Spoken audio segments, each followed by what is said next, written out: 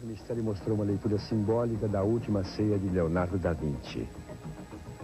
Hoje, atendendo a grande número de pedidos, vamos ver de novo o segredo que está escondido no quadro de Da Vinci, os signos dos apóstolos. Mais do que um grande pintor, Leonardo da Vinci foi uma espécie de mago. Nascido em Florença, na Itália, em pleno Renascimento, trabalhou também como arquiteto e engenheiro. Passou para a posteridade como um dos maiores gênios de todos os tempos. Profundo conhecedor do ocultismo, Leonardo transmitia com seus pincéis uma mensagem que ia muito além das formas perfeitas das suas Madonas ou da magia criada pelo contraste entre a luz e a sombra. Para quem conhece a linguagem dos símbolos, a obra de Leonardo é uma fonte inesgotável de inspiração e sabedoria. Foi o que aconteceu com a astróloga alemã Emma Kostet de Macheville. Contemplando a Última Ceia, um dos quadros mais conhecidos de Da Vinci, compreendeu que talvez seja o princípio fundamental da astrologia e da vida. Só se alcança o equilíbrio quando se é capaz de aceitar e unir forças opostas. Cláudia Lisboa aprendeu astrologia com Dona Emma e ouviu dela a interpretação simbólica do quadro.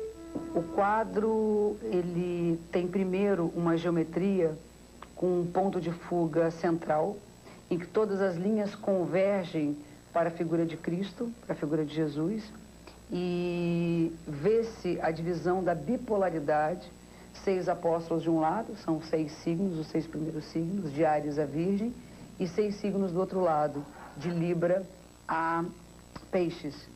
E uma das mãos de Jesus está voltada para cima e outra mão está voltada para baixo, mostrando exatamente a lei da bipolaridade, da complementação dos opostos. Nos gestos de cada um dos 12 apóstolos está o significado mais profundo de cada um dos 12 signos do zodíaco. A base da interpretação desses eixos bipolares começou quando, uma vez dispondo as qualidades e defeitos de cada signo, né, dentro do círculo zodiacal, ela percebeu que os defeitos de um signo eram a falta das qualidades do signo oposto. Então, daí partimos de que não existem defeitos de signos, existe apenas uma sombra no oposto, que, quando desenvolvido, passa a haver um equilíbrio. No caso do primeiro eixo, Simão representa Áries, com as mãos propondo, tendo iniciativa.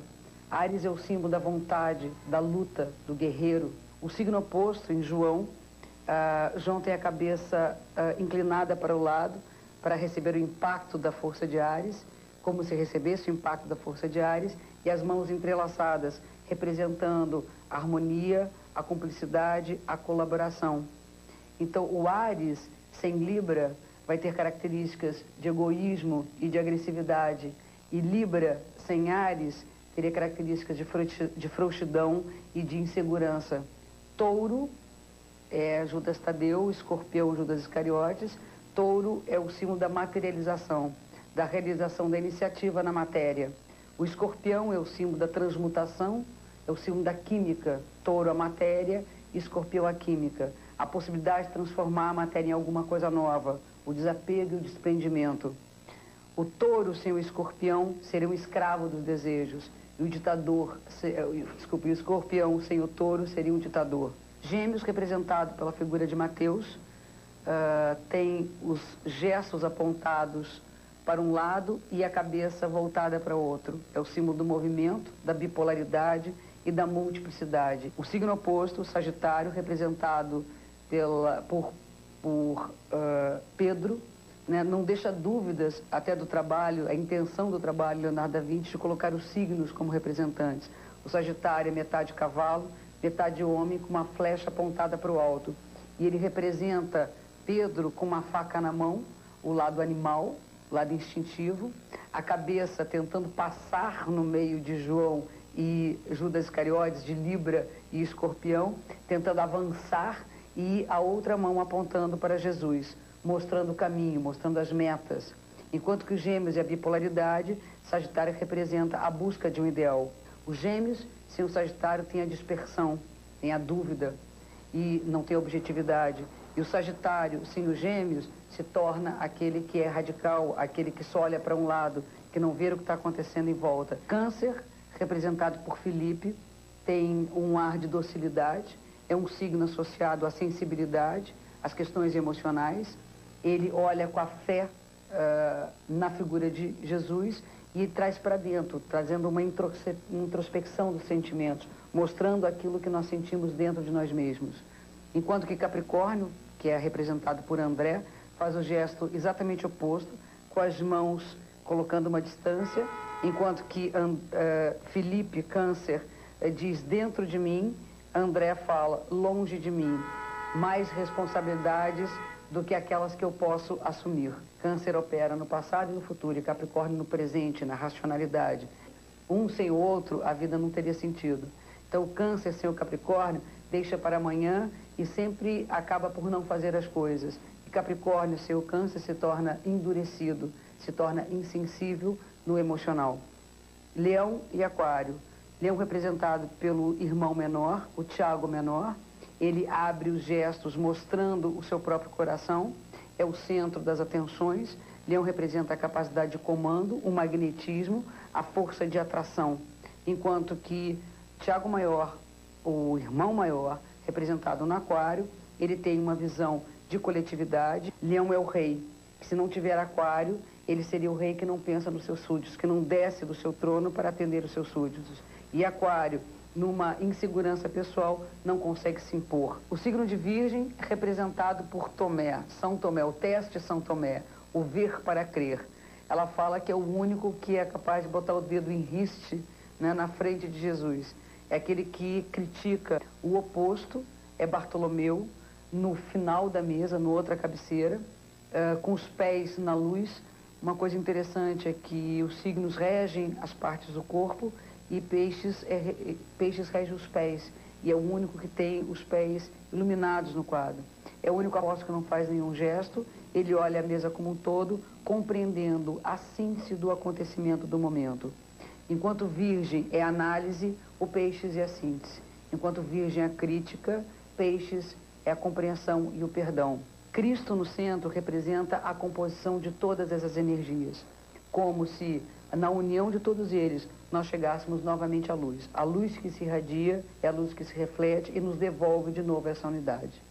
O mistério da última ceia está na bipolaridade do universo, no encontro da luz com a sombra.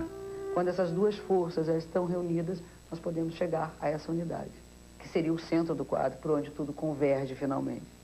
A mesa está apoiada em 4 cavaletes, representando os 4 elementos: o fogo, a terra, o ar e a água. Então esse quadro, ele resume todo o conhecimento astrológico, toda a base do conhecimento astrológico, que é milenar.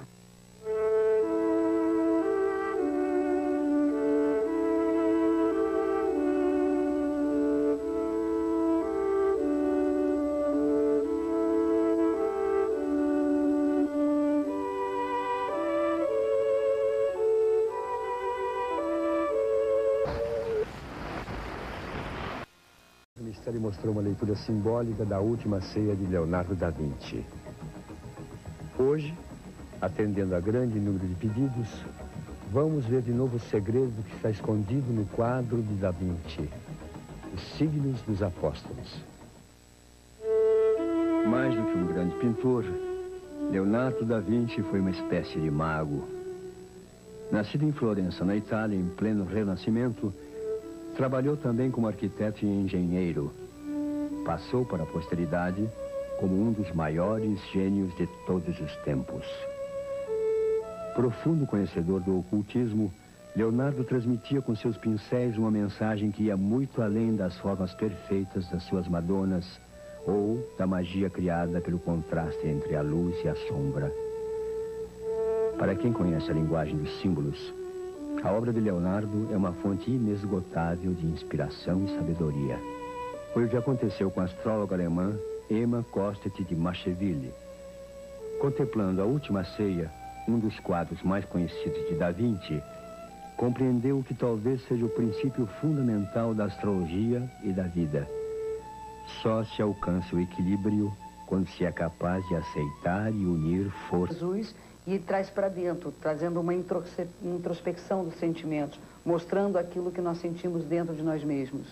Enquanto que Capricórnio, que é representado por André, faz o gesto exatamente oposto, com as mãos colocando uma distância, enquanto que Felipe, Câncer, diz dentro de mim, André fala longe de mim, mais responsabilidades do que aquelas que eu posso assumir. Câncer opera no passado e no futuro, e Capricórnio no presente, na racionalidade. Um sem o outro, a vida não teria sentido.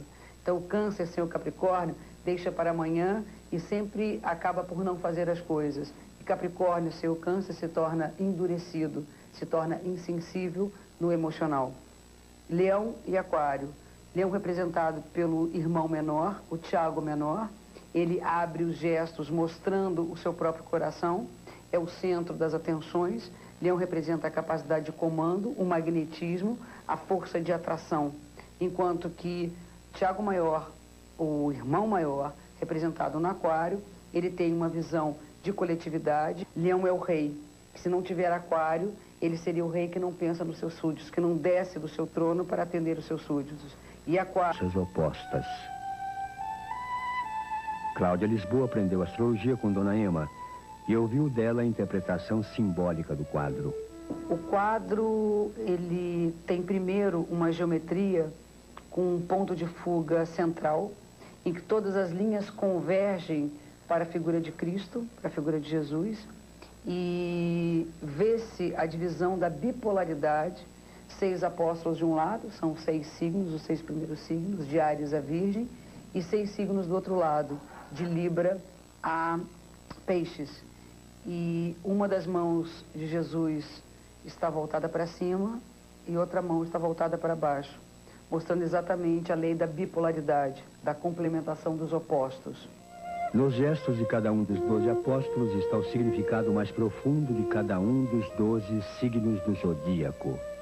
A base da interpretação desses eixos bipolares começou quando, uma vez dispondo as qualidades e defeitos de cada signo, né, dentro do círculo zodiacal, ela percebeu que os defeitos de um signo eram a falta das qualidades do signo oposto. Então, daí partimos de que não existem defeitos de signos, existe apenas uma sombra no oposto, que quando desenvolvido, passa a haver um equilíbrio. No caso do primeiro eixo, Simão representa Áries, com as mãos propondo, tendo iniciativa. Áries é o símbolo da vontade, da luta, do guerreiro. O signo oposto, em João, João tem a cabeça inclinada para o lado, para receber o impacto da força de Áries, como se recebesse o impacto da força de Áries, e as mãos entrelaçadas, representando a harmonia, a cumplicidade, a colaboração. Então, o Áries, sem Libra, vai ter características de egoísmo e de agressividade. E Libra, sem Áries, teria características de frouxidão e de insegurança. Touro é Judas Tadeu, Escorpião, Judas Iscariotes. Touro é o símbolo da materialização, da realização da iniciativa na matéria. O Escorpião é o símbolo da transmutação, é o símbolo da química. Touro a matéria, Escorpião a química. A possibilidade de transformar a matéria em alguma coisa nova, o desapego e o desprendimento. O touro sem o escorpião seria um escravo dos desejos. E o ditador, o escorpião sem o touro seria um ditador. Gêmeos, representado pela figura de Mateus, tem os gestos apontados para um lado e a cabeça voltada para o outro. É o símbolo do movimento, da bipolaridade e da multiplicidade. O signo oposto, Sagitário, representado por Pedro, né, não deixa dúvidas até do trabalho, a intenção do trabalho de Leonardo da Vinci de colocar os signos como representantes. O Sagitário é metade cavalo, metade homem, com uma flecha apontada para o alto. E ele representa Pedro com uma faca na mão, o lado animal, o lado instintivo, a cabeça tentando passar no meio de João e Judas Iscariotes, de Libra e Escorpião, tentando avançar, e a outra mão apontando para Jesus. mostrando o caminho, mostrando as metas. Enquanto que os Gêmeos e a bipolaridade, Sagitário representa a busca de um ideal. Os Gêmeos, sem o Sagitário, tem a dispersão, tem a dúvida e não tem objetividade. E o Sagitário, sem os Gêmeos, se torna aquele que é radical, aquele que só olha para um lado, que não vê o que está acontecendo em volta. Câncer, representado por Felipe, tem um ar de docilidade, é um signo associado à sensibilidade, às questões emocionais. Ele olha com a fé na figura de Jesus.